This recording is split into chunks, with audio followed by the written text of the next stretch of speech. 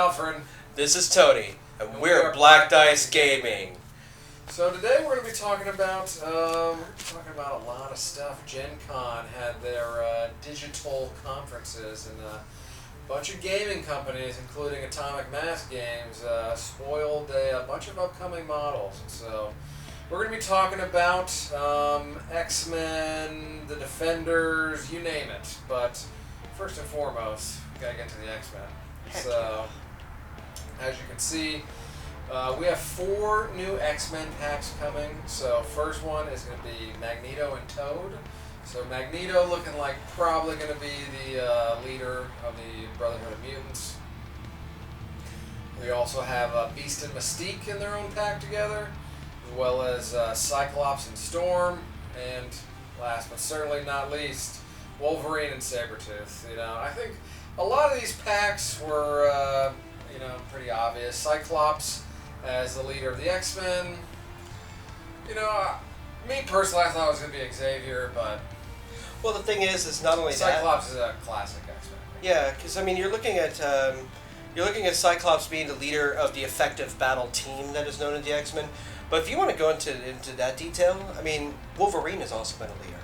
Yeah, this is true. So we got both sides on that, so that's kind of cool. The one thing I'm not mad about Cyclops. You know, I like Cyclops. Yeah, the one thing I'm kind of wanting to see is Rogan Gambit. Yeah, I want that so bad. You and a lot of other people, I think.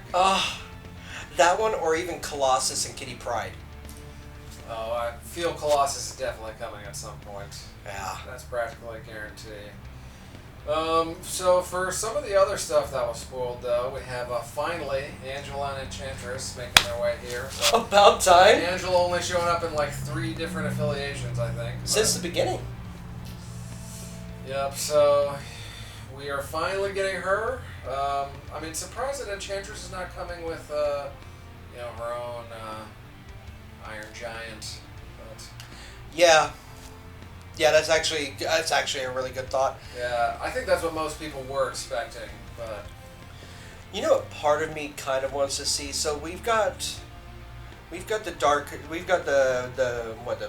Cabal, or not the Dark Order. Yeah. The Black Order. Black Order. So what I'm thinking is maybe they should actually bring in the Elders of the Universe. So that would mean people like Challenger, like Collector, like the Collector, things like that. I'd like to see what they can do. Depending on how much more of the X-Men we get out, I think a Illuminati affiliation. Oh, God, not out of the runnings yet. And Deadpool. If you're gonna have the X-Men, gotta have Deadpool. Definitely. But what kind of power would he have? Some sort of healing factor, I'm sure. 4th wall break. He ends up hitting the actual player character. You throw it a piece at somebody. So for some of the other people that were spoiled here, we got Bullseye and Daredevil coming together. So classic Daredevil villain, and the heart of the Defenders. Now I'm kind of actually surprised that Daredevil was not the Defenders affiliation leader. Not that I'm complaining about the one that we got. But. See, but what would he give? See, I understand with Doctor Strange, he has so many powers. Really, what does Daredevil give other than attaboy? I mean, he's been, I don't know, some kind of reroll factor, maybe, it's just... You mean kind of like what they did with Black Panther? Maybe more similar to what they did with the Spider people, Oh, yeah. That's another one that hasn't been mentioned yet. Is the fact that they're actually coming out with the Spider Friends and the Spider Enemies. Yeah, well, those will be out this month. Which will be nice. Can't wait to see them. Then we also have, Taskmaster and Punisher have been spoiled for a while, but we finally got looked at their models. And they look sweet. Exquisite. I know some people were complaining about the Punisher sculpt, but I think it's fine. I agree with you. I actually am looking forward to painting Taskmaster. The Taskmaster sculpt, without a doubt, is really good. Yeah. I think some people just wanted the Punisher in like a trench coat, or maybe the body armor or something. Yeah, but he's had so many different shapes to begin with. He's had a lot of different looks, so it's... I mean, it's just like Spider-Man. He's had a lot. And then last but certainly not least, we have She-Hulk. rounding out the last of the new GenCon spoilers, which I was not expecting to see She-Hulk this early in, but I would love to play a game that has Hulk and She-Hulk in it. I'm sure we're going to get them on the same team. Now, that would be interesting. Right? Hulk team. Right? Or even better yet, I mean, the thing is now we have Peter Parker's Spider-Man. We now have Miles Morales' Spider-Man. We now have a bunch of Spider people. We need to bring Ben Reilly. The Spider-Man that kept failing every so often. See, his spider powers only worked for a short amount of time. That would be interesting. Yeah, I think so. And so, just to round this out, also this weekend we got the cards for Wong and Doctor Strange. Wong, I think, is, nothing to write home about. He's a pretty standard two-threat character. His big things are he can throw out heals on himself or any allied character within within 3. It's a little blurry. And heal 2 health for 1 power. Now, you can only be affected by that superpower once each turn, but man, that's a lot of healing thrown out. Yeah, especially when the Asgardians are doing it once per turn for only 1? Yeah, it's you can only use it on the character once per turn, but man, that's a lot of very efficient healing. Yeah. And you spend 3 power and you heal 6 damage, that's like Groot levels of healing. Yeah, except Groot only did it for himself, right? Groot's only for himself, indeed. Beyond the We Are Groot card. Oh, jeez.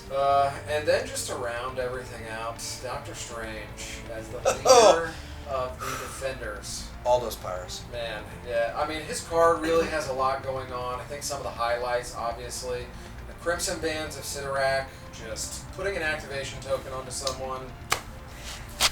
Super good. In addition to, also, we have more healing with Doctor Strange. We can add 2 dice to people's defense as a reactive superpower. He can re-roll his skulls and modify them. That's huge. He's the gem bearer of not only the soul, but also the time gem. But I think the big thing, really, is that Defender's affiliation bonus is going to be changing a lot of stuff. Yeah. So, once per turn, when an allied character declares an attack, before choosing a target, it may spend 1 power.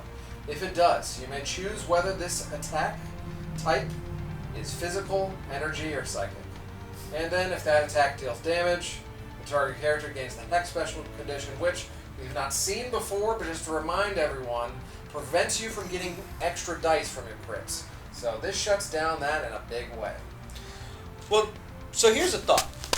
So we've got so many people that are weak to psychic attacks. So like you were talking about Hawkeye with psychic arrows. But here's another thought that I just thought of just now that you mentioned that. How about MODOK's psychic attacks now being energy attacks? See, I was thinking more Hulk things. It's disgusting. Hulk smash on your 2 and 3 psychic defenses? No. Yikes. Oh, no, sir. And it just so happens that Hulk is also in the affiliation, So. Oh, really? Oh, yeah. Let me pull up that here. So, our Defenders, as it comes in the box, Daredevil will be added upon release. So, Daredevil is not coming out with most of the rest of the Defenders. We have Doctor Strange. We have Peter Parker, Spider-Man, Hulk, Valkyrie, Wong, Hawkeye, Luke Cage, Iron Fist, and Ghost Rider. Now, Luke Cage and Iron Fist, I think we all kind of assumed once we saw the Defenders affiliation that they were coming, but confirmed here, Luke Cage and Iron Fist. And now that we've mentioned Daredevil, will they bring Jessica Jones? Yeah, we'll see. That's a thought. It is indeed, but I think this video has been crammed packed with enough information. He's Alfred. He's Tony. Happy trails.